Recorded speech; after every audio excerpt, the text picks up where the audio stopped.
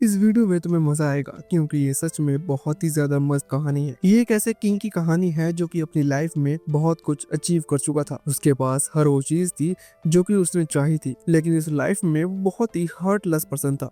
मतलब उसे दूसरे लोगों से ज्यादा फर्क नहीं पड़ता था, जब मर्जी तब किसी को भी मार देता था। खैर अचानक ही उसे एक ऐसे वर्ल्ड में भेज दिया जाता है जहाँ उसके पास कोई भी नॉवल स्टेटस नहीं है। बस एक अलग चीज ये है कि इस वर्ल्ड में मैजिक पावर एग्जिस्ट करती है, जिनके बारे में उसे किंग ने सिर्फ स्टोरी में सुन रखा है। वैसे हमारे इस किंग का नाम ऑथर है, जिसने अभी अभी एक नई दुनिया में आंखें खोली हैं। अभी उसकी आंखों के सामने उसकी मदर और उसके फादर थे, जो कि उसे देखकर बहुत ज्यादा खुश थे। वो यही बात कर रहे थे कि ऑथर की नाक उनके ही जैसी है। ऑथर के फादर रेनॉल्ड इतने ज्यादा फास्ट फॉरवर्ड हैं कि ऑथर ने अभी अभी जन्म लिया है, और वो ऑथर से कहने लगे थे कि वो उन्हें अपने पापा कहकर बुलाए। जिस पर ऑथर की मदर एलिसा उन्हें समझाती है कि ऐसा नहीं हो सकता, ऑथर अभी बहुत छोटा है। वैसे वही दूसरी तरफ ऑथर, जो कि अभी पूरी सिचुएशन समझने की कोशिश कर रहा है, वो अंदर ही अंदर इस चीज से बहुत ज्यादा हैरान है। अगर उसके सामने खड़े दोनों इंसान सच कह रहे हैं कि वो उसके मम्मी पापा हैं, तो इसका मतलब यही है कि वो किसी तरह से अपनी पिछली लाइफ में मारा गया और ये उसकी दूसरी लाइफ है। उसे अभी इस चीज पर यकीन नहीं हो रहा था, क्योंकि पिछली लाइफ में वो हजारों लाखों लोगों की जान अपने हाथों से ले चुका था। उसे नहीं लगता कि उसे कोई मार देगा, पर ये चीज पॉसिबल हो चुकी है और ऑथर अब एक बच्चा बन चुका है जिसके पास बिल्कुल पावर नहीं है। उसके सारे काम उसकी मम्मी या उसके पापा करते हैं। ऑथर को अभी बहुत कमजोर महसूस हो रहा था। ऐसा नहीं है कि वो अभी इस चीज को पसंद नहीं कर रहा, पर वो खुद से थोड़ा कमजोर महसूस कर रहा है। वो नहीं चाहता कि उसके काम किसी और को करने पड़े। साथ ही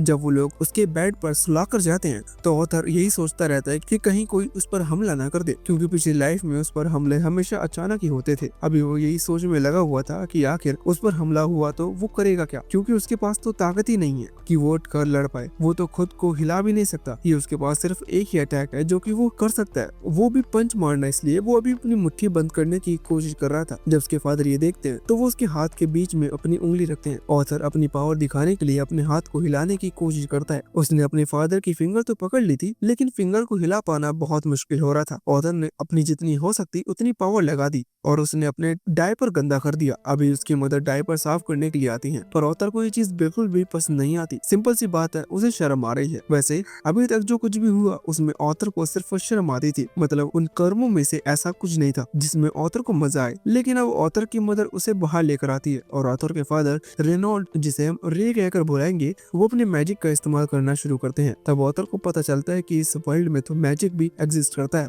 ऑथर के फादर मैजिक की मदद से अपनी स्ट्रेंथ को इंक्रीज करते हैं। वहीं दूसरी तरफ ऑथर की मदर के पास हीलिंग मैजिक की पावर है। ऑथर ये चीज देखकर अभी बहुत ज्यादा सरप्राइज हो चुका था। साथ ही वो खुश भी है, क्योंकि कुछ नया देखने को मिल रहा है। ऑथर अभी अपनी मैजिक के बारे में और ज्यादा जानना चाहता है और मैजिक सीखना चाहता है, लेकिन उसके लिए उसे जल्दी जल्दी बड़ा होना होगा। वैसे बाद में हम देखते हैं कि ऑथर के फादर अभी अपने घर से कुछ दूरी पर आते हैं, जहाँ एक जंगल है। वहाँ आकर कुछ बीस्ट को खत्म करने लगते हैं। ऑथर अभी वहाँ नहीं था। हालांकि जब उन बीस्ट को मार रहे थे, तभी वहाँ कुछ और दूसरे लोग आते हैं जो कि ऑथर के फादर को जानते हैं, और शायद वो किसी टीम के मेंबर है, मतलब किसी एडवेंचर टीम के मेंबर। इन लोगों का क्या काम है ये तो हमें फ्यूचर में ही पता चलेगा, क्योंकि अभी आते ही फिर से गायब हो चुके थे। कुछ देर बाद ऑथर के फादर वापस घर लौटे, जिनके हाथ में अजीब से क्लो है। क्लो एज अ वेपन समझ सकते हो, जिन्हें ऑथर ने सबसे पहले नोटिस किया। ऑथर अभी सोच रहा था कि अगर गवर्नमेंट इस तरह के वेपन्स को पब्लिकली अलाउ कर रही है, तो इसका मतलब जरूर कोई ऐसा खतरा है जिससे हमें खुद को बचाने की जरूरत है। अभी वैसे तो उसके दिमाग में बहुत सारे सवाल थे,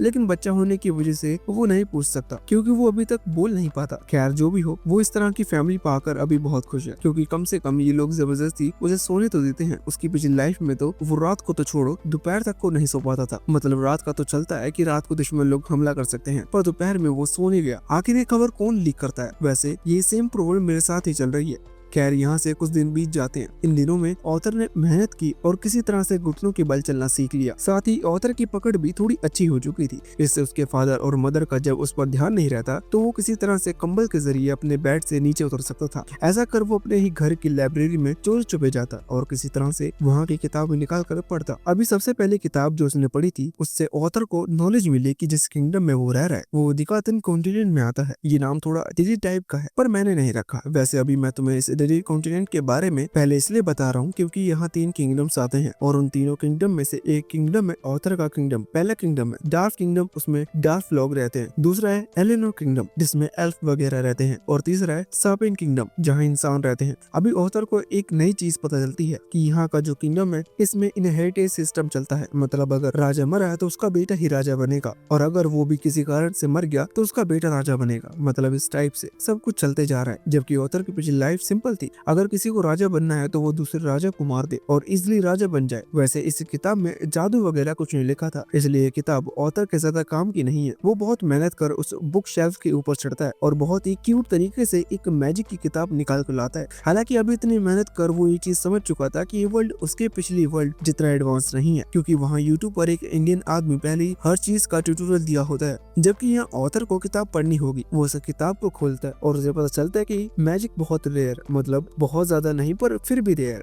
जनरेशनल वाइज फैलता है। मतलब अगर ऑथर के फादर को उनके दादाजी से मिली है तो ऑथर को भी मैजिक मिलेगा, ये चीज क्लियर है। हर 100 साल में एक आदमी के पास मैजिक पावर होती है और ये जो मैजिक पावर है इसे माना कहा जाता है, जिसका मतलब एनर्जी होता है। और ये एनर्जी भी 2 तरह की होती है। इनके बारे में ज्यादा डिटेल में तो नहीं समझाया गया, बस इतना बताया गया कि पहला तरीका है कि अपने माना एनर्जी का इस्तेमाल कर बॉडी की जो स्ट्रेंथ है उसे बहुत ज्यादा बढ़ाया जा सकता है। वहीं दूसरी तरफ अपनी माना से चीजों को कंट्रोल किया जा सकता है या फिर अपनी एनर्जी को रिलीज किया जा सकता है। ऑथर के पेरेंट्स के पास दोनों ही अलग अलग प्रकार की माना एग्जिस्ट करती हैं। उसके फादर अपने स्ट्रेंथ इंक्रीज कर सकते हैं और उसकी मदर हीलिंग मैजिक के थ्रू अपनी माना यानी कि अपनी एनर्जी को रिलीज कर सकती है। यानी कि ऑथर एक लकी इंसान है। अभी इस किताब में ऑथर को पता चलता है कि पॉवर्टी के बाद हर इंसान की बॉडी में एक माना कोड डेवलप होता है जिससे वो माना यानी कि मैजिक इस्तेमाल कर सकता है। ऑथर समझ गया था कि जैसे जैसे वो बड़ा होगा तो वो माना कोर उसके अंदर भी डेवलप हो जाएगा। अगर कोई बंदा मैजिक को मास्टर कर ले तो उसे मैजिक की पोजीशन मिलती है, मतलब मैजिशियन की। अभी ऑथर सोच रहा था कि क्या मैजिक सीख कर वो इसे अपने सेल्फ डिफेंस में भी इस्तेमाल कर पाएगा, वो सच में एक कुंफू पांडा बन जाएगा। अभी के लिए ये बहुत ही लंबी प्रोसेस है क्योंकि पॉवर्टी के बाद ही उसके पास माना कोड आएगा जिससे वो मैजिक इस्तेमाल कर सकता है।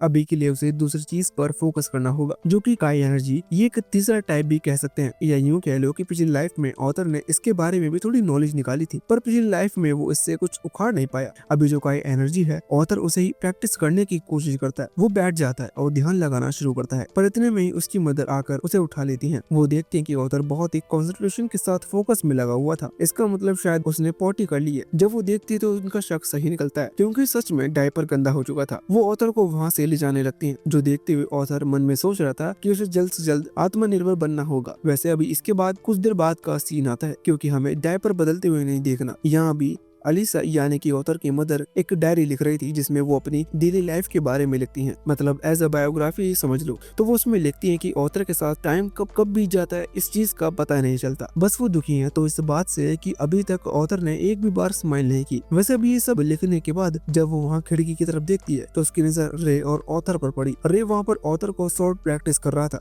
एक छोटी सी लकड़ी की मदद से। जब अलीसा वहाँ आती है तो रे उसे बताने लगता है कि ऑथर ने कितनी ज्यादा प्रोग्रेस कर ली है, वो भी इतने कम समय में। पर अलीसा को गुस्सा आता है क्योंकि वो एक वुमेन, वो कहने लगती है कि उनके बेटे को ये चीज इतनी कम उम्र में सिखाने की जरूरत नहीं। हालांकि अब जब अलीसा रे पर चिल्ला रही थी तो ऑथर तलवार चलाने के साथ साथ इस चीज पर भी बहुत ज्यादा ध्यान दे रहा था क्योंकि वो जानना चाहता है कि आखिर यहाँ चल क्या रहा है। इस सब सिचुएशन को देखकर वो ये जरूर समझ चुका था कि शादी बहुत ही डरावनी चीज होती है। साथ ही ऑथर ने ये ख्याली पुलाव पका लिए हैं कि शायद इस धरती पर महिलाएं ही राज करती हैं। हालांकि वो एक हद तक गलत भी नहीं है। खैर अभी अगले सीन में हम देखते हैं कि अलीसा अभी ऑथर को मार्केट लेकर आई हुई थी जहाँ जितनी भी वेपन या फिर खतरनाक चीजें उन्हें देखकर ऑथर उनके तरफ अट्रैक्ट हो रहा था। ऐसा लग रहा था जैसे कि ऑथर को वो खिलौने लग रहे हैं और उसे वो किसी भी कीमत पर चाहिए। पर अलीसा अपने बेटे को इस तरह की खतरनाक चीजें नहीं दिलाती, वो बस मार्केट दिखाती है। ऑथर वहाँ की चीजों को देखकर बहुत ज्यादा खुश है क्योंकि यहाँ कई सारी नई नई चीजें उसे देखने को मिली। साथ ही वो यहाँ कुछ नए लोगों से भी मिलता है जो कि मैजिक इस्तेमाल करना जानते हैं। वो ऑथर को बच्चा समझकर उसे मैजिक दिखा रहे थे इम्प्रेस करने के लिए, और सच में ऑथर इम्प्रेस भी हो रहा था कि उसने अभी तक मैजिक कभी नहीं देखा था। इस तरह की नए नए मैजिक देखकर वो सीख रहा था क्योंकि उसे लगता है कि एक समय पर वो भी इस तरह के मैजिक स्पेल को यूज कर पाएगा। वैसे अभी पूरे दिन मार्केट में घूमने की वजह से ऑथर थक चुका था, इसी वजह से वो रास्ते में ही सो जाता है। सोने से पहले उसके दिमाग में यही चल रहा था कि उसकी ये लाइफ और उसकी ये फैमिली कितनी ज्यादा अच्छी है। अभी ऑथर सो चुका था इसलिए अलीसा उसे उठाकर घर ले आती है और घर आने पर वो भी सोचने लगती है कि ऑथर बिल्कुल अपने फादर रे पर गया है, जिसे हर चीज को देखकर क्यूरियोसिटी फील होती है। वो हर चीज के बारे में जानना चाहता जाता है। अभी ये सब याद करते हुए अलीसा इस कंक्लूजन पर निकली थी कि एक दिन शायद ऑथर भी घर छोड़कर चला जाएगा इस दुनिया को देखने के लिए। हालांकि जो भी हो, वो ऑथर के अच्छे फ्यूचर के लिए प्रे करती है। वैसे अगले दिन हम देखते हैं कि अभी रे घर के बाहर फिर से अपनी मैजिक प्रैक्टिस कर रहा था, जिसे ऑथर भी खिड़की से देख रहा था। रे जब अपनी मैजिक पावर से जमीन से स्टोन्स को उठाता है तो ऑथर इमेजिन करने लगता है कि रे कुछ कूल करेगा, लेकिन ऐसा कोई सीन हमें देखने को नहीं मिलता क्योंकि रे ने बीच में ही अपना इरादा बदल लिया। ऑथर इस चीज से बहुत ज्यादा डिसअपॉइंट हो जाता है, पर तभी अलीसा वहाँ आती है और कहने लगती है कि तुम्हें अभी डिसअपॉइंट होने की जरूरत नहीं, क्योंकि अभी तो रे ने अपनी मैजिक प्रैक्टिस शुरू ही की है।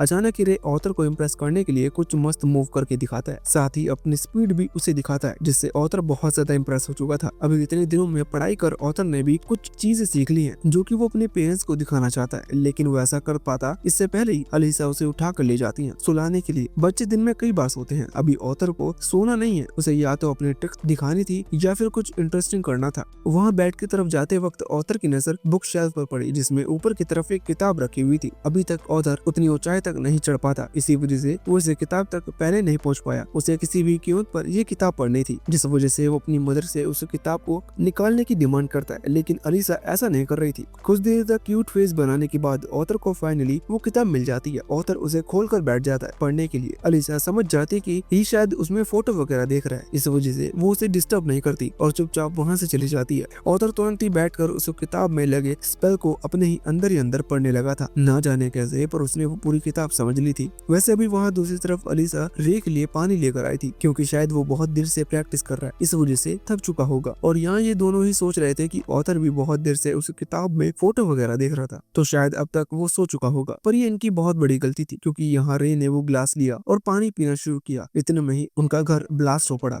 यहाँ जो आग निकली थी उससे बचने के लिए रे तुरंत ही अलीसा की तरफ कूद गया। इससे रे की पीठ जल गई थी, पर उसने अलीसा को बचा लिया। वैसे ये दोनों भूल गए थे कि अंदर भी कोई था। जब उन्हें याद आया तो वो तुरंत ही घर की तरफ भागे। अंदर आकर देखा तो ऑथर हवा में उड़ रहा था। ऑथर की बॉडी से एक मिस्टीरियस सी एनर्जी निकल रही थी। वो दोनों ही बहुत हैरान थे। अभी ऑथर हवा में से धीरे धीरे नीचे आता है और खड़ा हो जाता है। ये चीज सच में शॉक कर देने वाली थी, लेकिन अभी जब वो शॉक हो रहे थे तभी अचानक से घर की वो लकड़ी की दीवारें, जो कि अब सिर्फ पट्टियां बची हैं, वो गिरने लगती हैं। अभी वो ऑथर के ऊपर गिरने वाले थे। ऑथर अभी इतना छोटा है कि वो ज्यादा तेजी से अपनी जगह से नहीं हिल सकता। इसका मतलब वो अपनी तीसरी लाइफ देखने वाला था। पर तभी उसके दोनों ही पेरेंट्स ने छलांग लगाई और उसे बचा लिया। यहाँ अलीसा ने ऑथर को पकड़ा और वहाँ रे ने उन पट्टियों को अपने मैजिक पावर से रोका। अभी दोनों की आंखों में आंसू थे। ऑथर ये देखकर हैरान था, क्योंकि इस तरह की फीलिंग उसने अपनी पिछली लाइफ में कभी महसूस नहीं की थी। वो समझ चुका था कि उसके पेरेंट्स उसकी जान बचाने के लिए कुछ भी कर सकते हैं। वैसे अभी कहानी यहाँ से आगे बढ़े इससे पहले हमें ऑथर की पिछली लाइफ का एक सीन दिखाया जाता है। ऑथर का एक रॉयल गार्ड था, जिसके पास जिम्मेदारी थी कि उसे ऑथर की प्रोटेक्शन का काम संभालना है, लेकिन उसने ऑथर को धोखा दिया और ऑथर को जान से मारने की कोशिश की, लेकिन इस चीज में वो कामयाब नहीं हो पाया। अब अगर नियमों को देखा जाए तो उस गार्ड को तुरंत ही मौत की सजा सुनाई देनी चाहिए, लेकिन ऑथर ने नियमों को बदल दिया और उस गार्ड को उसके होम टाउन लेकर आया, जहां अभी वो गार्ड और उसकी पूरी फैमिली ऑथर के सामने खड़ी थी। वो गार्ड समझ चुका था कि ऑथर क्या करने वाला है, इसी वजह से वो माफी मांगने लगा और कहने लगा कि भले ही उसे मार दिया जाए, लेकिन उसकी फैमिली को इस चीज में ना लाया जाए। पर ऑथर बात नहीं सुनता और सबसे पहले उसकी फैमिली को मारता है, जिससे वो गार्ड अपनी गलती को समझ पाए। इससे ऑथर ने एक एग्जाम्पल भी क्रिएट कर दिया था कि अगर उसके खिलाफ कोई गया तो उसके साथ अच्छा नहीं होगा। ये चीज आप पहले ही सुन चुके हैं कि पिछली लाइफ में ऑथर के पास दिल नहीं था। खैर, फिर इसका कारण ये भी हो सकता है कि अभी इस लाइफ में वो जिस तरह के लोगों से मिला, शायद पिछली लाइफ में उसके पास इस तरह के लोग रहे ही ना हो।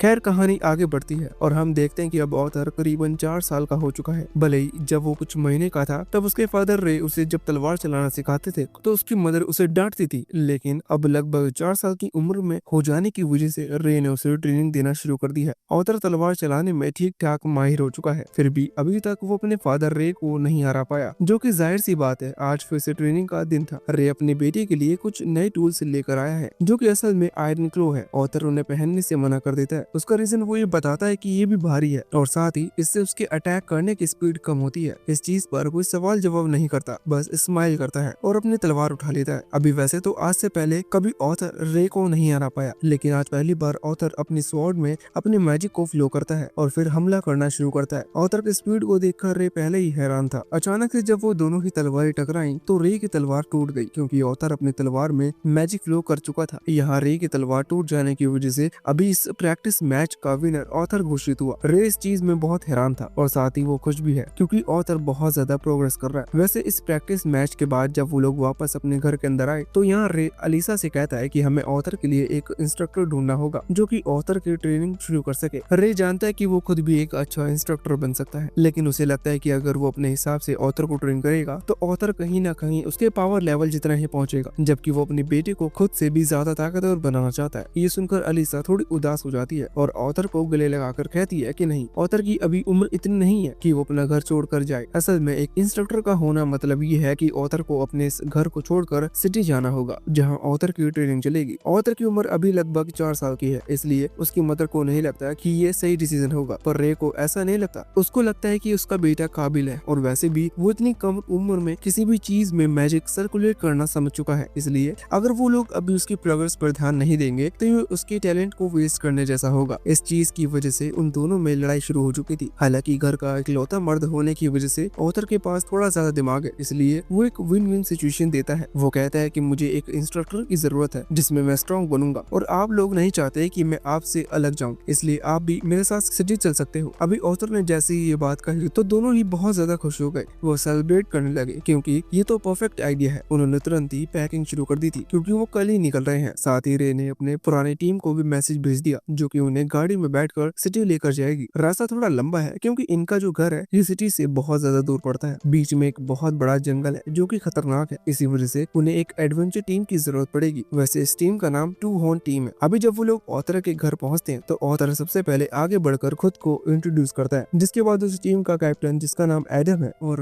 वो आगे आकर खुद को इंट्रोड्यूस करता है। वो ऑथर को बताता है कि वो और ऑथर एक दूसरे से पहले मिल चुके हैं, लेकिन अभी वो बस 4 साल का है, इसलिए उसे उनकी पहली मुलाकात याद नहीं होगी। हालांकि ऑथर अपनी पिछली लाइफ की बात याद करके रखे हुए है, इसलिए उसे अभी कुछ साल पहले की बात याद रखने में कोई प्रॉब्लम नहीं होती। वो बताता है कि उसे सब कुछ अच्छी तरह से याद है। जब ऑथर ने अपने घर की ऐसी तैसी की थी तब ये पूरी टीम आई थी उसके घर को फिर से रीबिल्ड करने में मदद करने के लिए। उसी दौरान ऑथर ने इनकी बात सुनी थी कि रे और अलीसा दोनों ही पहले टू हॉर्न टीम के मेंबर हुआ करते थे। वैसे भी सब ऑथर और एडम की बात चल रही थी कि इतने में टू हॉर्न ग्रुप के दूसरे मेंबर जिसका नाम एंजेला है वो आगे आती है और ऑथर को ग्रैब कर लेती है। उसे बच्चे पसंद है, लेकिन ये इस ग्रुप की मम्मी है जिस वजह से ऑथर अभी सांस ले नहीं पा रहा था। हर चीज मुझे एक्सप्लेन करने की जरूरत, कुछ चीजें तुम स्क्रीन पर भी देख सकते हो। वैसे अब इतने में ही डैटन नाम का तीसरा टीम मेंबर आगे आता है और ऑथर को बचा लेता है। अभी जब उसने ऑथर को वहाँ उन बॉल से दूर किया तभी ऑथर की नजर वहाँ उनकी उस गाड़ी के ऊपर खड़ी दूसरी लड़की पर पड़ी। इस लड़की का नाम जैस्मिन है और देखकर ही पता चल रहा है कि ये खुद को इंट्रोड्यूस करने में बिल्कुल भी इंटरेस्टेड नहीं है। हालांकि ऑथर उसकी आंखों में खो चुका था। इतने में ही वहाँ हेलेन नाम की एक और मम्मी गर्ल आती है जो कि टीम की 5th मेंबर है। अभी इन सब के नाम जान लेने के बाद फाइनली ये गाड़ी यहाँ से आगे बढ़ती है। जब वो आगे बढ़ रहे थे तब ऑथर सोच रहा था कि इस वर्ल्ड में ट्रांसपोर्टेशन सिस्टम उसकी पुरानी वर्ल्ड जितना अच्छा नहीं है। तब वो भले से ही एक राजा था, लेकिन उस समय पर फ्लाइंग कार्स आ चुकी थी, मतलब वो किसी मॉडर्न किंगडम का राजा था और पिछले लाइफ में वो कभी इतनी सारी घास के आसपास नहीं रहा। इस वजह से अभी वो बहुत खुश है। वैसे जर्नी कई दिनों की थी, इसी वजह से ये लोग बीच में रेस्ट करने के लिए जरूर रुकते हैं। आज भी ये आग जलाकर एक जगह रुकते हैं और खाने की तैयारी करने लगते हैं, लेकिन इतने में ही वहाँ वुल्फ का एक ग्रुप आता है। जैस्मिन तुरंत ही आगे आती है और कहती है कि इससे वो लड़ेगी। हालांकि जब वो फाइट कर रही थी तभी रे, एडम और बाकी सारे मेंबर्स भी आगे आकर उन वुल्फ से लड़ने लग जाते हैं और बहुत ही जल्दी उन्हें हरा देते हैं। ऑथर अभी ये सब होते हुए देख रहा था। वो सोच रहा था कि उसे भी फाइट करनी है, इसलिए अगली फाइट में अगर हो पाया तो वो भी हिस्सा लेगा। वैसे भी के लिए इस फाइट के खत्म होते होते लगभग रात हो चुकी थी। इसके बाद इन लोगों ने यही खाना बनाकर रात रुकने का फैसला किया। खाना खाते वक्त वहाँ ऑथर की नजर पड़ती है कि उसके फादर के हाथ पर हल्की सी चोट लगी है। उसकी मदर उस चोट को हील करने लग जाती है और पूरी टीम आसपास देखने लग जाती है। ऑथर समझ चुका था कि इसका रीजन ये है कि इस वर्ल्ड में जो हीलिंग मैजिक है वो बहुत ही ज्यादा रेयर माना जाता है और यही कारण है जिसकी वजह से टीम छोड़ने के बाद रे और अलीसा दोनों इस तरह की जंगली इलाके में रहने के लिए आए हैं। वैसे अब खाना पीना करने के बाद अचानक ही एडम यहाँ ऑथर के पास आता है और उसे एक फ्रेंडली बैटल के लिए चैलेंज करता है, ये कहते हुए कि रे ने ऑथर की बहुत तारीफ की थी। इस वजह से वो देखना चाहता है कि ऑथर सच में उस तारीफ के लायक है भी या नहीं। यह ऑथर ने भी हाँ कर दी थी और सभी लोग इन दोनों की फाइट देखने के लिए भी भीड़ लगाकर खड़े हो गए। अभी ऑथर मन में सोच रहा था कि ये पहली बार उसके किसी दूसरे पर्सन के साथ फाइट है, क्योंकि अभी तक उसने सिर्फ फादर के साथ ही प्रैक्टिस की थी। साथ ही उसके फादर हमेशा लकड़ी की तलवार इस्तेमाल करते थे जिससे ऑथर को चोट न लगे, लेकिन एडम के हाथ में एक स्पेयर है जिसमें फ्रंट साइड साइड पर कुछ बैंडेजेस लगे हुए हैं। इसका मतलब ऑथर को नहीं पता, लेकिन फिर भी एडम उसके फादर की तरह देखकर हमला नहीं करेगा, इसलिए ऑथर को इस फाइट को थोड़ा सीरियसली लेना होगा। वैसे अभी फाइट जैसी शुरू हुई तो वहाँ एडम ने तुरंत अपने स्पेयर को अपनी एनर्जी के साथ कंबाइन कर लिया है। इससे उसकी पावर बढ़ चुकी थी। वहाँ ऑथर भी अपनी तलवार को एनर्जी के साथ कंबाइन कर लेता है, लेकिन वो इस चीज को एक स्टेप आगे लेकर आता है। उसने यहाँ उसी सेम एनर्जी को अपने पैरों में भी फ्लोट करना शुरू कर दिया था। इससे हुआ ये था कि जो ज्यादा एनर्जी का प्रेशर था उसकी वजह से ऑथर की स्पीड इंक्रीज हुई, और जब वहाँ सामने से एडम ने हमला करना शुरू किया तो ऑथर उसके हमले को डोज करते हुए पहले उसके करीब पहुंच गया, जिस वजह से ऑथर ने अपना पहला हिट कर दिया था। साथ ही ज्यादा तेज स्पीड होने की वजह से ऑथर तुरंत उसके पीछे आ गया, जो चीज एडम नोटिस तक नहीं कर पाया था। अभी अचानक से ऑथर इतनी तेज मूवमेंट देखकर एडम भी थोड़ा सा सीरियस हो गया। उसने पीछे मुड़कर हमला किया। ऑथर भी उस लकड़ी की तलवार से अटैक करता है। यहाँ दोनों के अटैक टकराते हैं, लेकिन ऑथर तुरंत ही हवा में उड़ जाता है, क्योंकि ऑथर की बॉडी बहुत ज्यादा हल्की है और साथ ही अभी उसके पास इतनी ज्यादा स्ट्रेंथ नहीं है कि वो एडम जैसे अडल्ट का सामना कर सके। अभी ऑथर जब हवा में से नीचे गिर रहा था तो एंजेला अपने विंड मैजिक से उसे कैच कर लेती है और सेफली लैंड कराती है। वैसे ऑथर के वहाँ नीचे आ जाते ही यहाँ डेटन तुरंत ही एडम के पास आता है और उसे डांटने लगता है, ये कहकर कि आखिर वो एक बच्चे पर सीरियसली हमला कैसे कर सकता है। इस पर एडम भी जवाब देता है कि वो ऐसा नहीं करने वाला था, लेकिन ऑथर के सडन अटैक के कारण वो थोड़ा सा घबरा गया और अचानक हमला कर बैठा। ये बात सही थी, क्योंकि एडम खुद ऑथर के हमले से बहुत ज्यादा हैरान था। वैसे वो ऑथर जो कि अभी अभी लैंड किया है, उसकी नजर जैस्मिन पर पड़ती है, जो कि उसी की तरफ देख रही थी। वह ऑथर के नीचे आते ही वो तुरंत ऑथर के पास आती है और डिमांड करती है कि ऑथर उसे वही सेम अटैक सिखाए जो कि उसने एडम पर यूज किया था। अभी ऑथर वैसे तो मना कर सकता था, लेकिन जैस्मिन कुछ ज्यादा ही सीरियस लग रही थी। इस वजह से ऑथर को प्रॉमिस करना पड़ा कि वो बाद में उसे वो टेक्निक सिखाएगा। अभी ये लोग सो जाते हैं। सुबह उठकर गाड़ी में फिर से आगे बढ़ते हैं और कुछ समय बाद ये फिर से एक जगह पर अपनी गाड़ी रोकते हैं। वहाँ रुककर एडम अभी ऑथर को स्पेयर चलाना सिखा रहा था। वही रे ऑथर को थोड़ी जिम ट्रेनिंग करवाता है। बाद में हेलेन की बारी आती है, जो कि ऑथर को निशाना लगाकर सिखाती है, जिसमें ऑथर बहुत ही जल्दी माहिर हो चुका था। अभी खुद की ट्रेनिंग पूरी करने के बाद ऑथर जैस्मिन को ट्रेनिंग देना शुरू करता है। जैस्मिन भी ऑथर की सिखाई हुई इस टेक्निक को जल्दी माहिर कर लेती है। वैसे बाद में ये लोग फिर से आगे बढ़ चुके थे। अभी रात के समय गाड़ी में जब एक किताब पढ़ रहा था तो जैस्मिन उसी को देख रही थी, जैसे कि अब वो भी ऑथर को लाइक करने लगी हो। हालांकि ऑथर सिर्फ 4 साल का है और जैस्मिन उससे बहुत ज्यादा बड़ी है। खैर अगले दिन इनकी गाड़ी फिर से जंगल में रुकती है, जहाँ हमें पता चलता है कि आज ऑथर का जन्मदिन है और आज वो पूरे 4 साल का हो चुका है। जहाँ जैस्मिन उसे एक डैगर गिफ्ट देती है, जो देखकर बाकी तीनों लेडीज बहुत ज्यादा हैरान थी। साथ ही जैस्मिन उसे डैगर कैसे यूज करते हैं वो भी सिखाती है। वैसे अब इतने में ही रे और बाकी सभी आकर कहते हैं कि हमें अभी यहाँ से निकलना होगा। तभी ऑथर की नजर अपनी मदर पर पड़ती है, जो कि थोड़ा अजीब बिहेव कर रही थी। ऐसा लग रहा था कि उनकी तबीयत ठीक नहीं है। ऑथर भी याद करता है कि अभी कुछ दिन पहले जब वो ट्रैवल कर रहे थे तो रात के समय उसने देखा कि उसकी मदर खाना नहीं खा रही। तब उसने पूछा था, लेकिन उन्होंने कहा था कि कुछ नहीं, उन्हें भूख नहीं लगी। अभी भी ऑथर पूछता है कि उन्हें क्या हुआ, जिस पर अलीसा कहती है कि कुछ भी नहीं, वो ठीक है। और बाद में ये लोग गाड़ी में बैठकर वहाँ से निकल पड़ते हैं। अचानक ही रास्ते में इनके ऊपर हमला होता है। जो हमला करने वाले लुटेरे थे वो तीर चलाते हैं। ये तीर गिनती में बहुत ज्यादा थे, लेकिन एंजेलिना ने अपनी विंड मैजिक के थ्रू एक शील्ड क्रिएट की, जिसने उन सभी तीरों को रोक दिया। हालांकि बाहर निकलकर उन्हें पता चलता है कि ये सच में बहुत बड़ी अमाउंट लुटेरे से घिरे चुके हैं। अभी अगर यहाँ से सेफली निकलना है तो लुटेरों से लड़ना होगा। ये सोचकर पूरी टीम वहाँ गाड़ी से बाहर उतर के आई।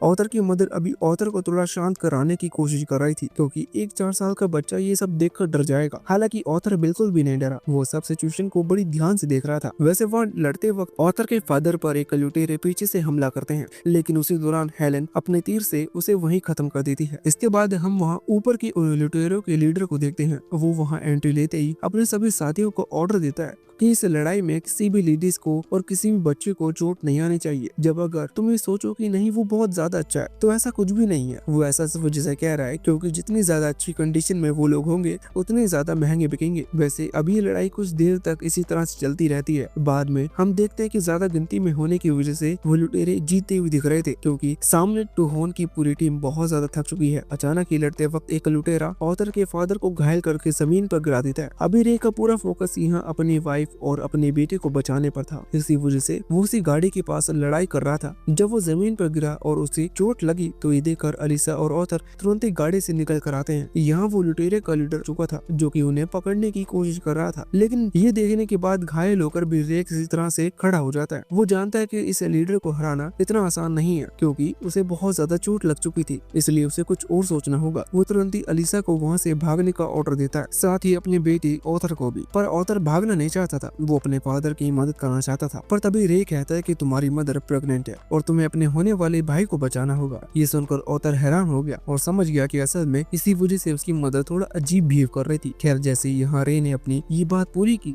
तो वहाँ तुरंत ही ऑथर ने अपनी मदर का हाथ पकड़ा और उन्हें दूसरी साइड वहाँ से ले जाने लगा जिससे कि वो अपनी मदर को बचा सके। हालांकि री ये चीज पहले ही बता चुका है कि अलीसा प्रेग्नेंट है, इसका मतलब उसके पेट में एक बेबी है और अगर उसे पकड़ लिया जाए तो एक और पर्सन बढ़ जाएगा, भले ही कुछ महीने उसे खाना देना पड़ेगा लेकिन फिर ज्यादा कमाई होगी। ये सोचकर वो लीडर अपने कुछ दूसरे लुटेरे भाइयों को वहाँ ऑथर और अलीसा के पीछे भेजता है। जब वो पीछा कर रहे थे तभी हेलेन और जैस्मिन आगे आकर उनका रास्ता रोक लेते हैं। इससे ऑथर और अलीसा को टाइम मिल चुका था वहाँ से थोड़ा दूर भागने का। अभी रास्ते में भागते हुए ऑथर सोच रहा था कि पिछली लाइफ में उसने किसी के बारे में नहीं सोचा, उसने कई फैमिलियों को मार दिया, वो भी बिना सोचे। अभी यहाँ उसकी जान खतरे में है, इसी वजह से उसे पहली बार डर का एहसास हुआ। अभी ये सोचकर उसे बहुत ज्यादा गुस्सा भी आ रहा था, लेकिन वो इतने छोटे शरीर के साथ कुछ कर भी नहीं सकता। उसे बस किसी भी तरह से अपनी मदर की जान बचानी होगी। हालांकि भागते हुए अचानक ही उसे कुछ अजीब सा महसूस होता है। वो तुरंत ही जब ऊपर की तरफ देखता है तो वहाँ वो एक मिस्टीरियस आदमी को पाता है जो कि अपनी मैजिक से उन्हीं की तरफ हमला करने वाला था। अभी जैसे ही यहाँ से उसने अपना अटैक छोड़ा और वहाँ तुरंत ऑथर ने अपनी मदर को धक्का देकर दूर हटा दिया जिससे कि उन्हें इस अटैक से बिल्कुल भी चोट ना लगे। अभी उस अटैक के चलते ऑथर वहाँ से सीधा नीचे की तरफ गिरने लगा था। असल में वो जहाँ से भाग रहे थे वो एक पहाड़ी इलाका है और नीचे एक बहुत बड़ी खाई है। ऑथर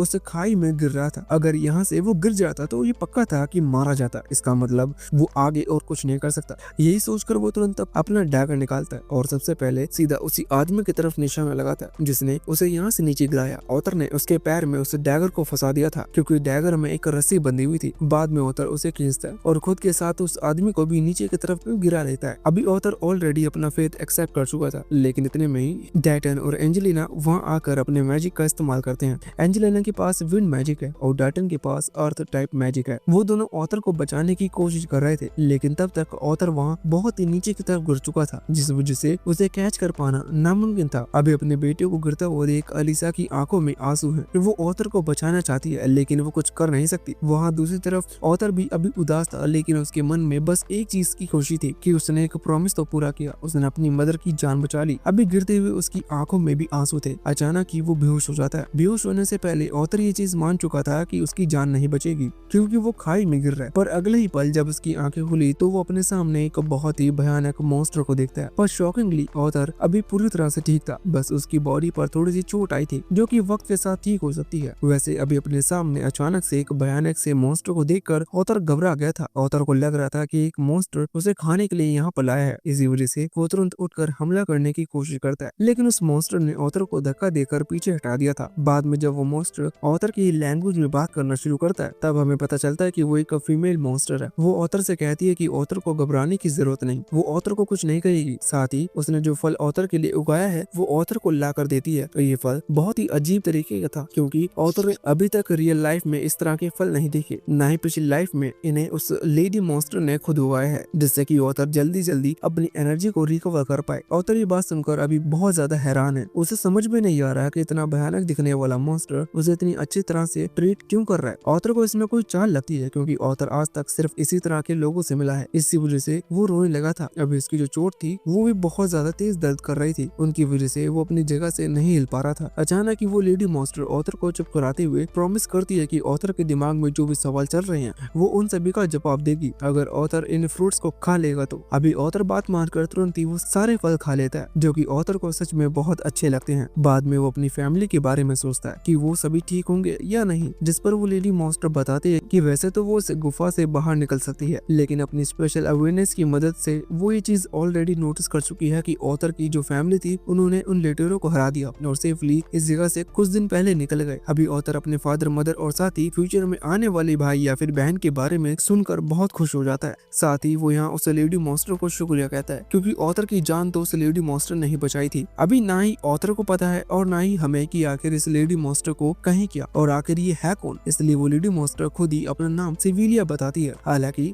इससे ज्यादा जानकारी देने से वो मना कर देती है। वैसे अभी ऑथर बहुत थक चुका था, इसी वजह से वो फिर से सो गया। जब अगले दिन वो जागा तो उसने पूछा कि आखिर वो इस जगह से निकलेगा कैसे, जिस पर सिविलिया बताती है कि यहाँ से निकलना बहुत खतरनाक है क्योंकि बाहर कुछ पावरफुल बीस्ट भी हैं, साथ ही लुटेरे भी पास ही रहते हैं। इसी वजह से इस जगह से निकल पाना खतरे से खाली नहीं है। हालांकि वो ऑथर को इस तरह से अपनी फैमिली से दूर नहीं देख सकता, इसी वजह से वो ऑथर के लिए एक खास अलग डायमेंशन क्रिएट कर सकती है जिसका रास्ता ऑथर को अपनी फैमिली के पास लेकर जाएगा। लेकिन इस चीज में उसे कुछ समय लगेगा, तब तक ऑथर यहाँ रह सकता है। अभी ऑथर डेली वो फ्रूट्स खाता है जो कि उसे पसंद आने लगे थे, साथ ही उन फ्रूट्स की वजह से ऑथर की चोट भी ठीक हो चुकी थी और वो फिर से चल फिर सकता था। इसी वजह से उसने अपनी ट्रेनिंग शुरू कर दी। हालांकि उसके मन में अभी कुछ सवाल हैं, जैसे कि वो लेडी मॉन्स्टर आखिर है कौन और वो इतनी अजीब क्यों है। मतलब इस तरह के मॉन्स्टर के बारे में ऑथर ने पहले कभी सुना नहीं था। साथ ही सिविलिया के चेस्ट पर एक बहुत बड़ा होल भी है जिसका राज ऑथर को नहीं पता। ऑथर वैसे तो उसके बारे में और चीजें जानना चाहता है, लेकिन सिविलिया खुद के बारे में बताना पसंद नहीं करती। इसी वजह से ऑथर बस अपनी ट्रेनिंग पर ध्यान देता है। अभी अपनी स्वॉर्ड प्रैक्टिस खत्म करने के बाद ऑथर अपनी माना रिकवर पर ध्यान देने लगा था। जब वो बैठकर कल्टीवेट कर रहा था तो इस चीज से सिविलिया का इंटरेस्ट जागता है और वो ऑथर से कहने लगती है कि ऑथर ह्यूमंस की तरह एक नॉर्मल टेक्निक परफॉर्म कर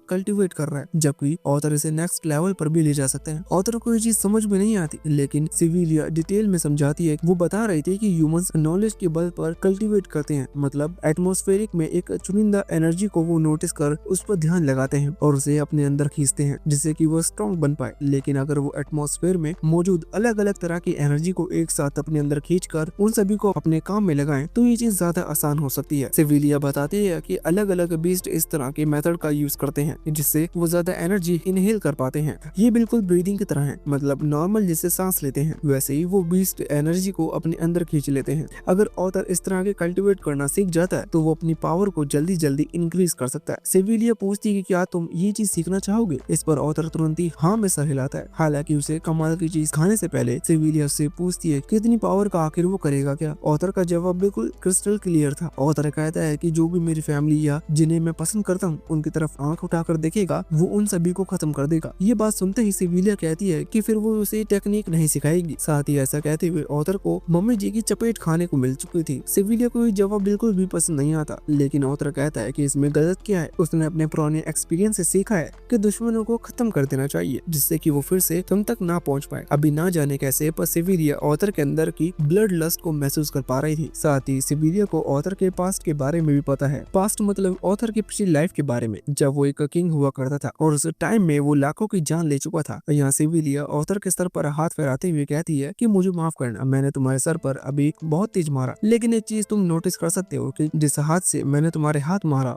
उसी हाथ से मैं तुम्हारे सर पर जब हाथ फहरा रही हूँ तो तुम्हें अच्छा लग रहा है, जबकि पिछली बार तुम्हें दर्द हुआ था। इस चीज से तुम ये बात हमेशा याद रख सकते हो कि जो हाथ तुम्हें चोट पहुंचा सकता है वो तुम्हारा ख्याल भी रख सकता है। हेटेड, वायलेंस या एंगर कभी किसी का नहीं हुआ। अगर तुम्हारा कोई दुश्मन है और तुम उससे बदला लेना चाहते हो तो तुम उसे तो बाद में चोट पहुंचाओगे, पर उससे बदला लेने की सोच रखते हुए सबसे पहले तुम खुद को जलाओगे। अभी वैसे तो 4 साल के बच्चे के लिए ये बात समझ पाना बहुत मुश्किल था, लेकिन सिविलिया जानती है कि ऑथर 4 साल का नहीं है। उसका दिमाग उसकी एज से कहीं ज्यादा मैच्योर है। इसी वजह से वो ऑथर को बताती है कि ऑथर चाहे तो नफरत अपने दिल में रख सकता है, लेकिन इससे वो कभी खुश नहीं रह पाएगा। आखिर में सिविलिया फिर से ऑथर से क्वेश्चन करती है कि इतना ज्यादा पावर पाने के बाद वो करेगा क्या। ये सुनकर ऑथर को अपनी फैमिली याद आती है और वो कहता है कि जिनसे वो प्यार करता है उन्हें प्रोटेक्ट करेगा। सिविलिया को ये जवाब पसंद आता है। इस वजह से ऑथर को वो एक नई टेक्निक सिखाने के लिए मान जाती है। वैसे इसी समय सीन चेंज होकर वहाँ उसी जंगल की उसी सेम पहाड़ी पर आता है जहाँ शायद वो फाइट हुई थी। यहाँ हम सिविलिया की तरह ही दिखने वाले एक दूसरे मेल मॉन्स्टर को देखते हैं जो कि अभी सिविलिया की तलाश में है। उस मॉन्स्टर से जब मैंने बात की तो मुझे पता चला कि सिविलिया अपने किंगडम को छोड़कर आई है,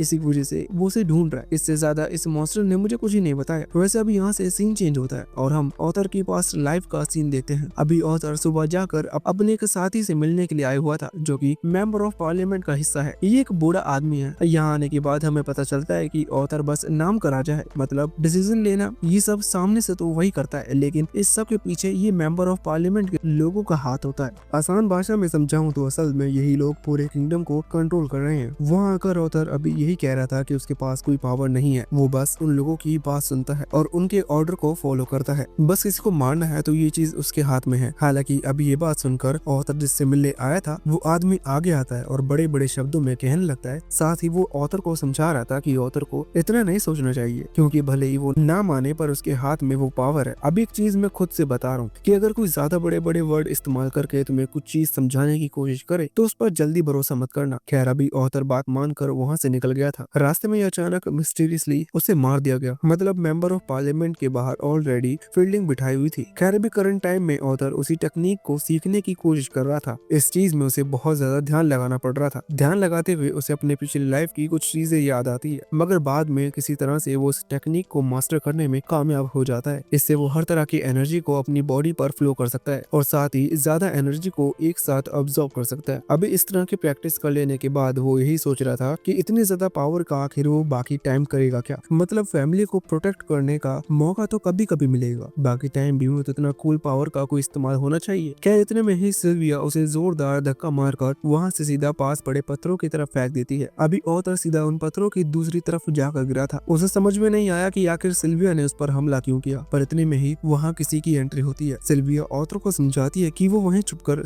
सब कुछ देखे बाहर बिल्कुल ना आए। अभी जो चीज वहाँ पर आया था ये वही सिल्विया जैसा दिखने वाला मॉन्स्टर है जिससे मेरी अभी कुछ समय पहले बात हुई थी। वो किसी तरह से सिल्विया को ढूंढते ढूंढते यहाँ तक आ गया। वो सिल्विया से कहता है कि आखिर वो यहाँ क्या कर रही है, उसे उसके साथ किंगडम वापस लौटना होगा, जिस पर सिल्विया तुरंत ही मना कर देती है और कहती है कि वो उसके साथ अब नहीं आएगी। अब सिल्विया उस मॉन्स्टर से लड़ने के लिए भी तैयार थी, साथ ही वो मॉन्स्टर भी लड़ने के लिए तैयार है, जिस वजह से सिल्विया फाइनली अपने असली फॉर्म में आई। यहाँ पूरी गुफा में आइस एनर्जी फैल चुकी थी और सिल्विया एक डार्क मॉन्स्टर से एक व्हाइट ब्यूटीफुल ड्रैगन में ट्रांसफॉर्म हो चुकी थी, जो कि सच में पावरफुल लग रही है, पर पहले से अच्छी दिख रही है। अभी यहाँ उसे पूरी पावर इस्तेमाल करते हुए देख वो दूसरा मॉन्स्टर समझने लगता है कि अगर वो अपनी पूरी पावर यूज कर देगी तो इससे उसकी जान जा सकती है, पर सिल्विया कहती है कि वो ऑलरेडी अपनी लाइफ बहुत अच्छी तरह से जी चुकी है, इसलिए अगर आज उसकी जान चली भी जाती है तो उसे इस चीज से कोई फर्क नहीं पड़ता। वैसे अब उन दोनों ही मॉन्स्टर में फाइट शुरू होती है, जहाँ वैसे तो सिल्विया ताकतवर है, पर शायद एज हो जाने की वजह से अभी वो मॉन्स्टर ज्यादा ताकतवर साबित हो रहा था। लेकिन इतने में ही सिल्विया अपना ट्रम्प कार्ड यूज करती है। वो खास एनर्जी इस्तेमाल करती है जिससे वहाँ टाइम फ्रीज हो चुका था। ऑथर और सिल्विया को छोड़कर हर चीज जम चुकी है, यहाँ तक कि वो मॉन्स्टर भी। अभी ऐसा करने के बाद सिल्विया ऑथर को तुरंत वहाँ से बाहर निकालती है। ऑथर अभी सिल्विया का ये नया रूप देखकर बहुत ज्यादा हैरान था। खैर सिल्विया वहाँ आसमान में एक पोर्टल ओपन करती है,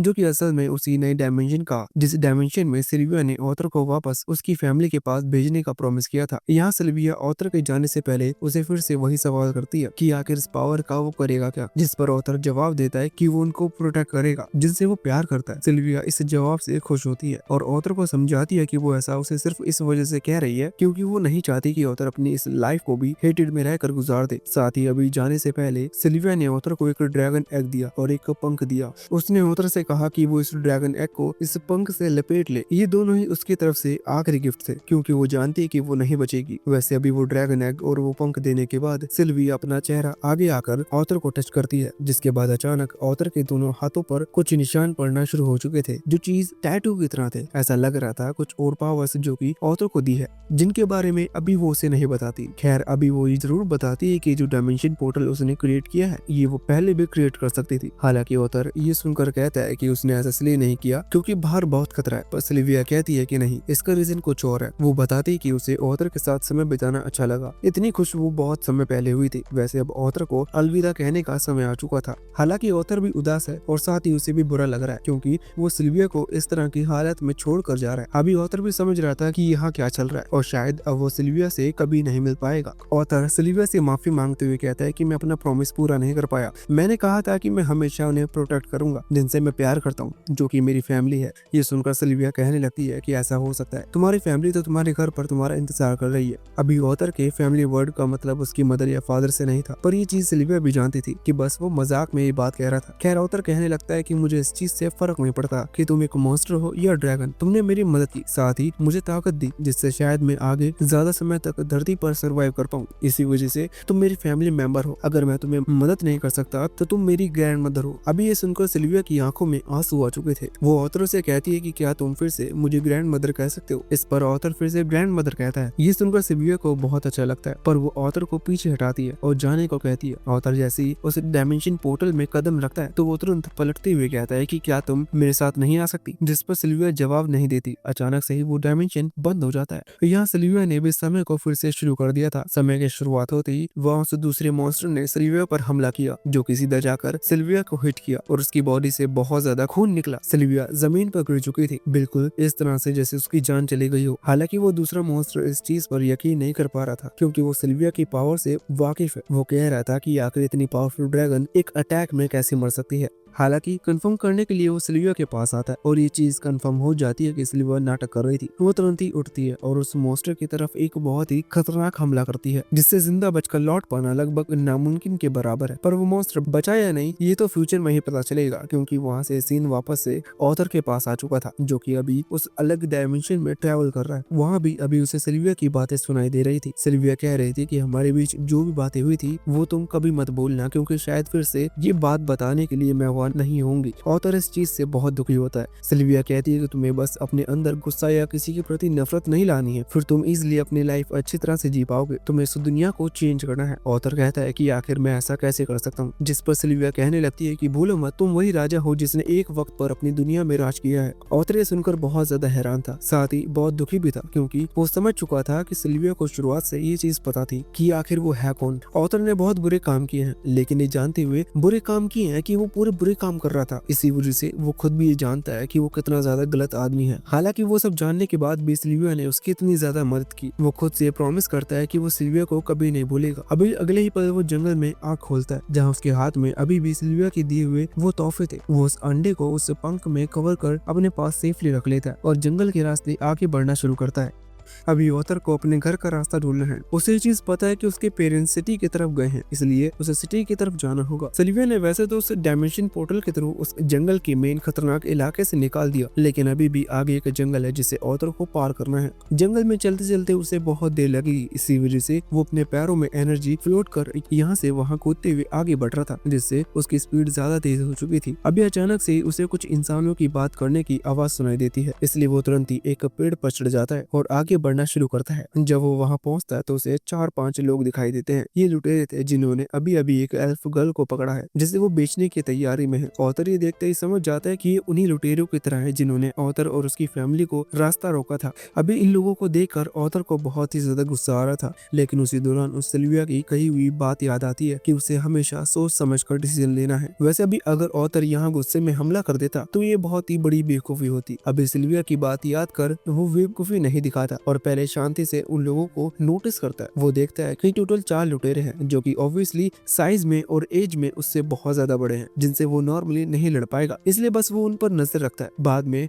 वो सभी उस एल्फ गर्ल को गाड़ी में बैठाते हैं और वहाँ से निकल पड़ते हैं। ऑथर उनका पीछा कर रहा था। वो तब तक पेड़ों पर छलांग लगाता रहता है जब तक वो लुटेरे अपनी गाड़ी फिर से नहीं रोकते। अभी रात हो चुकी थी, इसी वजह से वो वही जंगल में एक तंबू लगाकर रुकने का फैसला करते हैं। यहाँ से वो कल सुबह निकलेंगे। अभी ऑथर सोच रहा था कि उसके पास 2 ऑप्शन है, या तो वो किसी तरह से उस एल्फ गर्ल को बचा ले या फिर कुछ ना करे, जिससे कि वो इन लोगों का पीछा करते हुए सिटी पहुंच सकता है। हालांकि जान बचाने का मौका होने के बाद भी अगर उसने जान नहीं बचाई तो शायद ये सिल्विया की मदद का अपमान करने जैसा होगा। इसी वजह से ऑथर खुद को नहीं रोक पाता। हालांकि वो डायरेक्टली उन चारों से लड़ने नहीं जा सकता, इसी वजह से वो थोड़ा प्लान बनाता है। सबसे पहले वो उस गाड़ी के आगे बंधे हुए वुल्फ पर कुछ पत्थर फेंकता है, जो कि उस गाड़ी को खींचते हैं। अभी पत्थर लगने की वजह से वो वुल्फ चिल्लाने लगे थे, जो आवाज सुनकर यहाँ वो लुटेरे जाग जाते हैं और तुरंत उनको शांत कराने के लिए आते हैं, क्योंकि उनकी आवाज से कोई दूसरा पावरफुल मॉन्स्टर भी अट्रैक्ट हो सकता है। अभी जो लुटेरा सबसे पहले वहाँ आया था वो उन्हें शांत करा रहा था, लेकिन इतने में ही ऑथर ने पूरी रफ्तार के साथ वहाँ छलांग लगाई और अपनी एनर्जी को एक शार्प ब्लेड में बदलते हुए उसे खत्म कर दिया।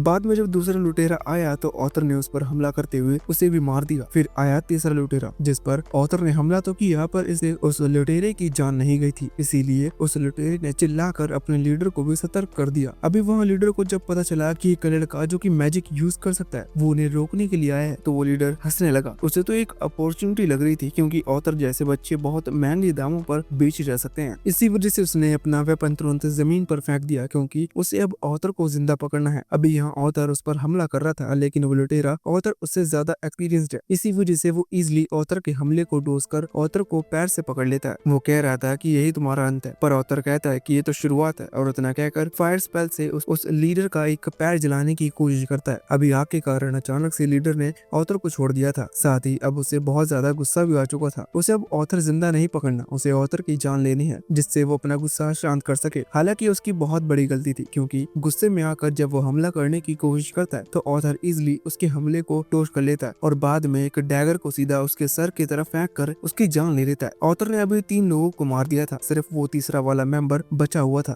जो कि वहां जमीन पर गिर चुका था। ऑथर उसके पास आता है। अभी वो तीसरा लुटेरा कह रहा था कि ऑथर उसे जाने दे, इसके बदले वो आज से गलत काम करना छोड़ देगा। हालांकि ऑथर को सिल्विया की सारी कही हुई बातें याद हैं, लेकिन ऑथर ये भी जानता है कि इस तरह के लोग नहीं सुधर सकते, इसलिए किसी और के साथ बुरा ना हो, इसी वजह से ऑथर को न्याय करना पड़ा और यहाँ उसे लुटेरों की जान लेनी पड़ी। अभी ये सब करने के बाद ऑथर ने सभी लुटेरों के ऊपर कपड़ा डाल दिया था जिससे कि वो एल्फ गर्ल उन्हें ना देखे और फिर ऑथर उस गाड़ी में गया जहाँ उसने एल्फ गर्ल की आंखों पर से पट्टी हटाई और उससे बाहर ले आया। वो जो एल्फ गर्ल थी वो भी ऑथर की एज की ही लग रही थी, मतलब उसकी भी उम्र 4 या 5 साल की होगी। अभी वो ऑथर के हाथों पर लगी चोटों को नोटिस करती है, साथ ही वो हैरान है क्योंकि उसे समझ भी नहीं आया कि यहाँ पर क्या चल रहा है। ऑथर ने कहा कि ना जाने कैसे पर किसी इंसिडेंट में ही उन लुटेरों की जान चली गई, इसलिए अब तुम सेफ हो। वो एल्फ एक बच्ची है, इसी वजह से उसने ऑथर की बात भी मान ली थी, मतलब उसने विश्वास कर लिया था। अभी ऑथर अपने घर की तरफ निकलने वाला है, इसी वजह से वो तुरंत ही गाड़ी में और चीजें देखना शुरू करता है जहाँ उसे कुछ काम की चीज मिल जाती है जैसे खाना वगैरह और साथ ही कुछ कपड़े वगैरह। उन्हें ऑथर ने बांध कर रख लिया था। अभी उस एल्फ गर्ल को गुड बाय कहकर ऑथर वहाँ से जाने लगा था, पर वो एल्फ गर्ल ऑथर को रोक लेती है और रिक्वेस्ट करती है कि ऑथर उसके घर तक छोड़ दे क्योंकि उसके पेरेंट्स ने उसे कहानियां सुनाई हैं कि पेड़ पर अजीब से भूत रहते हैं जो कि बच्चों को खा जाते हैं। ऑथर सुनकर ही समझ गया था कि ये सिर्फ बच्चों को डराने वाली कहानी है जिससे बच्चे रात को जल्दी सो जाएं। हालांकि ये गलत बात है, बच्चों को ऐसी कहानी नहीं सुनानी चाहिए, लेकिन अब उस एल्फ गर्ल को कौन समझाए, इसी वजह से उसे ना चाहते हुए भी बात माननी पड़ती है। एल्फ गर्ल के पास इतनी नॉलेज है कि उसे पता है कि उसका घर कहाँ है। वो साउथ की तरफ इशारा करती है। ऑथर हैरान हो जाता है क्योंकि वो जो लुटेरे थे वो बिल्कुल अपोजिट साइड जा रहे थे, मतलब सिटी नॉर्थ साइड है और उस लड़की का घर साउथ है। अगर ऑथर को उसे घर तक छोड़ने गया तो वो अपने घर से और ज्यादा दूर हो जाएगा, पर अब वो कुछ कर नहीं सकता, उसे उस लड़की को अपने साथ लेके जाना ही होगा। खैर इनके पास एक एडवांटेज, मतलब वो वुल्फ थे जो कि इन्हीं गाड़ी में बैठकर इजिली साउथ की तरफ जल्दी ले जा सकते हैं और उन्हीं पर ऑथर वापस लौट कर आ सकता है। पर वो एल्फ गर्ल उन्हें रिलीज कर देती है क्योंकि इसका रीजन ये है कि अगर वो इस जंगल से दूसरी साइड जाएंगे तो वो ज्यादा समय तक सर्वाइव नहीं कर पाएंगे, उसे उनकी लाइफ की चिंता है, इसी वजह से वो उन्हें जाने देती है। ऑथर पूछता है कि आखिर उन लुटेरों ने तुम्हें पकड़ा कैसे, जिस पर वो बच्ची बताती है कि वो बटरफ्लाई का पीछा कर रही थी, जिस चीज के चलते वो जंगल में थोड़ा अंदर की तरफ आ गई और वहाँ उन लुटेरों ने उसे पकड़ लिया। ऑथर को स्टोरी बिल्कुल भी शॉकिंग नहीं लगती क्योंकि इस पर वो विश्वास कर सकता है। हालांकि हमें यहाँ ऑथर के पास का एक सीन दिखाया जाता है जब पिछली लाइफ में ऑथर करीबन इसी साइज का था, तब वो एक कैदी हुआ करता था। अब ना जाने एक कैदी से वो एक राजा कैसे बना, पर उसने जो चीज सही थी वो नहीं चाहता कि ये बच्ची भी सही, इसी वजह से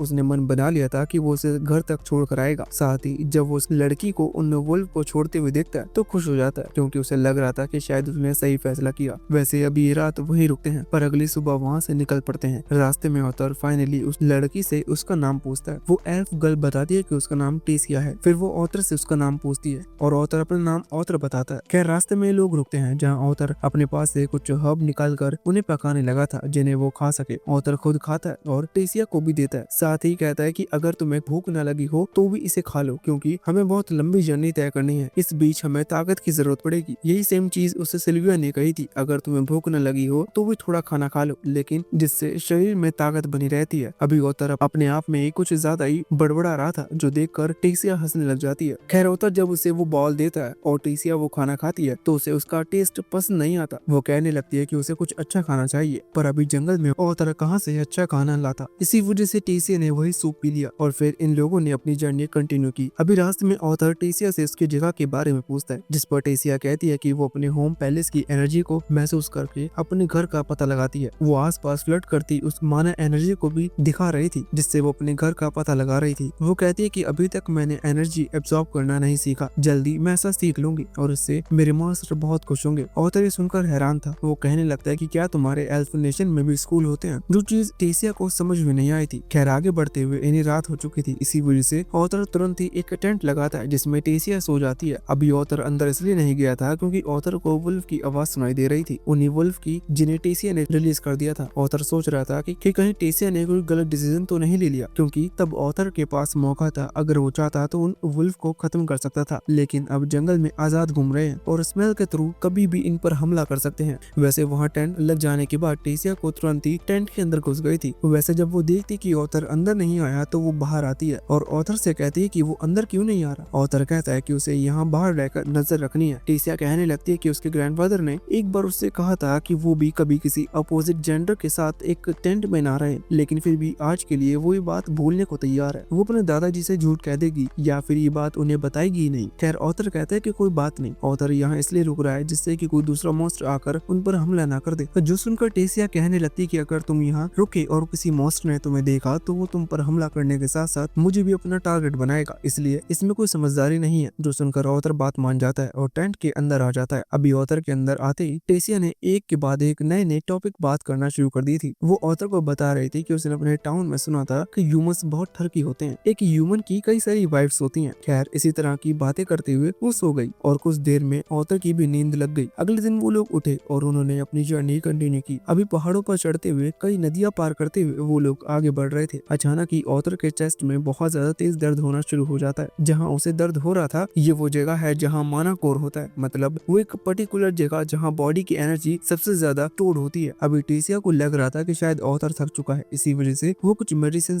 जिनके बारे में उसे थोड़ी बहुत नॉलेज है उन्हें देखने वहाँ से जंगल की तरफ चली जाती है। ऑथर भी उसके जाते ही तुरंत एक पेड़ से टिक कर बैठ गया था। ऑथर उसे नहीं दिखाना चाहता कि वो कितना ज्यादा थक चुका है क्योंकि इससे टेसिया चिंता करेगी। वैसे इतने में ही वहाँ एक हॉर्न वुल्फ की एंट्री होती है। ये इन्हीं में से एक है जिन्हें टेसिया ने रिलीज किया था। उसे देखकर ऑथर घबरा गया था क्योंकि ऑथर को लगा कि शायद वो हमला करने वाला है। उसके वहाँ पहुंचते ही दूसरे रास्ते से टेसिया भी वहाँ आ गई। टेसिया को वहाँ देखकर ऑथर तुरंत ही उसे वहाँ से भागने का कहता है क्योंकि ऑथर अभी थका हुआ है, इसलिए ऑथर को डर है कि शायद वो टेसिया को प्रोटेक्ट नहीं कर पाएगा। लेकिन इतने में ही उस हॉर्न वुल्फ ने अपने मुंह में पकड़ा हुआ एक जानवर वहाँ जमीन पर गिरा दिया जिसे वो मार कर लाया था और खुद वहाँ से चला गया। अब ये सारी चीज देखकर टेसिया ऑथर से कह रही थी कि शायद वो मदद के लिए हमें शुक्रिया कहना चाहता था, इसी वजह से ये चीज हमारे लिए तोहफे के तौर पर लाया। रात के समय ये उस जानवर को ही पका कर खा लेते हैं। जिसके बाद उन्होंने फिर से टेंट लगा लिया था। जहाँ ऑथर जब अंदर सोने के लिए आया तब वो बहुत ज्यादा थक चुका था। अभी ऑथर को बहुत नींद आ रही थी लेकिन टेसिया की बातें नहीं रुक रही थी। अभी जब वो सारी बातें बता रही थी तो उसी बीच ऑथर की नींद लग गई, जिसके बाद टेसिया ने उसे वहीं पड़ा एक चादर उड़ा दिया और खुद भी सो गई। अगले दिन ये दोनों फिर से जागे और अपनी जर्नी कंटिन्यू की। अभी इस बीच ऑथर को फिर से चेस्ट में बहुत ज्यादा दर्द हो रहा था, साथ ही वो सच में बहुत ज्यादा थक चुका है, लेकिन ये चीज वो दिखाना नहीं चाहता। हालांकि वैसे तो टेसिया भी ये चीज नोटिस कर चुकी है, इसी वजह से वो पूछ रही थी कि क्या तुम बहुत ज्यादा थक चुके हो, पर ऑथर कहता है कि बिल्कुल नहीं, अब तो मैं तुम्हारे घर तक पहुंचे बिना नहीं रुकने वाला। जिसके बाद वो लोग आगे बढ़ना शुरू करते हैं। अभी वो दोनों ही टेसिया के विलेज के बहुत ज्यादा नजदीक आ चुके थे, इसलिए टेसिया रास्ते में रुककर ऑथर को एक निकनेम देती है, पर हमें उस निकनेम से क्या मतलब, क्योंकि हम तो ऑथर को ऑथर ही कहेंगे। हालांकि ऑथर टेसिया को निकनेम देते हुए उसे रॉयल हाइनेस कह रहा था। ये एक अंग्रेजी शब्द है जो कि किसी प्रिंसेस या किसी क्वीन के लिए यूज किया जाता है। हालांकि ये वर्ड सुनकर टेसिया का रिएक्शन थोड़ा सा चेंज हुआ और वो कहने लगी वो सिर्फ ऑथर को निकनेम इसलिए दे रही है क्योंकि वो ऑथर को अपना फ्रेंड मानती है। ऑथर के लिए फीलिंग बहुत अलग थी क्योंकि पेरेंट्स मिलने के बाद ऑथर ने एक बच्चे की फीलिंग को समझा, साथ ही ये समझा कि जो लोग आपसे प्यार करते हैं उनके साथ रहना कैसा होता है, लेकिन एक दोस्त की फीलिंग और ऑथर अभी तक महसूस नहीं किया था। ये आज पहली बार है जब किसी ने उसे दोस्त कहा, और वो भी सच में। उसकी पिछली लाइफ के दोस्त को दोस्त नहीं कहा जा सकता। खैर अभी ये लोग फिर से आगे बढ़ना शुरू करते हैं और फाइनली ये उस जगह पहुंच जाते हैं जहाँ से टेसिया का विलेज शुरू होता है। सामने एक पेड़ था जिसमें एक कट लगा हुआ है जहाँ से किसी तरह की एनर्जी रिलीज हो रही है। ये जगह एक सीक्रेट रास्ते की तरह है। वहाँ आकर टेसिया उस रास्ते की तरफ बढ़ती है और उसके अंदर जाने लगती है। अभी वो ऑथर को भी बाहर बुला रही थी, साथ ही उसने हाथ भी आगे बढ़ाया। ऑथर सोच रहा था कि वो टेसिया के साथ जाए या नहीं, पर अचानक ही उसने हाथ पकड़ लिया और वो भी अंदर चला गया। अभी ऑथर कुछ ज्यादा ही थक चुका था, इसलिए अंदर आते ही वो जमीन पर गिर पड़ा। जब उसने थोड़ा होश संभाला और फिर उसे खड़ा होने की हिम्मत आई तो उसने नोटिस किया कि कई सारे गार्ड उसके सामने खड़े हुए हैं। उन्होंने ऑथर को उठता देख तुरंत ही उसे पकड़ लिया और उसकी गर्दन पर तलवार रख दी। वो कह रहे थे कि वो उन दोनों को होटल से पार होते ही नोटिस कर चुके थे। अभी ऑथर तुरंत मदद के लिए टेसिया को आवाज लगाता है, लेकिन टेसिया वहाँ एक्सप्रेशन लेस खड़ी हुई थी। वैसे अभी के लिए पार्ट तो यहीं पर खत्म होता है, लेकिन सच में अगर टेसिया गद्दार निकल जाती है तो मजा आ जाएगा, मतलब कुछ स्टोरी में अलग देखने मिलेगा। इसका अगला पार्ट हम जरूर लाएंगे। अगर इस वीडियो पर अच्छा सपोर्ट आता है तो बिल्कुल पिछले पार्ट की तरह जिनके हम नेक्स्ट पार्ट लाए हैं जो ऑलरेडी चैनल पर डले हैं तुम देख सकते हो।